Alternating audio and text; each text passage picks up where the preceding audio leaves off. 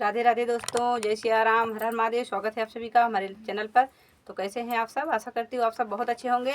आज मैं बहुत ही प्यारा कजरी गीत लेकर आई हूँ। कैसा लगा कमेंट बॉक्स में जरूर बताइएगा। फुल वॉच करके सुनिए, बहुत ही मज़ेदार कजरी गीत है। और देखा दिल पे लगावे वाली बात न हो।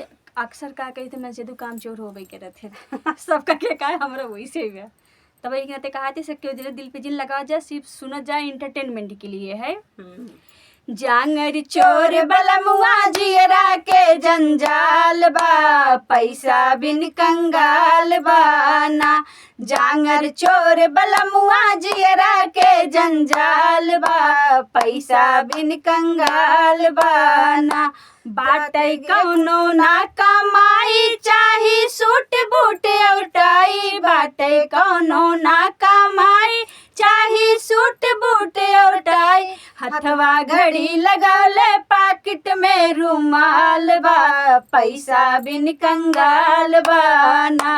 हथवा घड़ी लगौले पाकिट में रुमाल बा, पैसा बिन कंगाल बाना। जांगर चोर बलमुआ जियरा के जंजाल बा, पैसा बिन कंगाल बाना। जांगर चोर बलमुआ जियरा के जंजाल बा, पैसा बिन कंगाल बाना।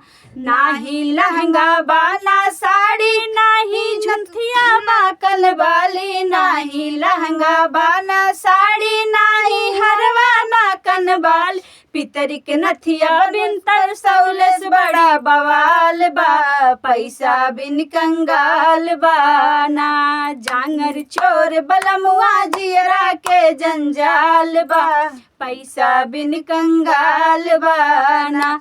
जांगर चोर बलमुआ जियरा के जंजाल बा, पैसा बिन कंगाल बाना। देखा भैया लोग के गुस्सा जिन जाया, ये हंसी मजाक के गीत है, जितना हो सके वायरल कर दी है। हाँ, लेकिन गुस्सा जिन जाया, ये पर्सनल कहीं ना जाता।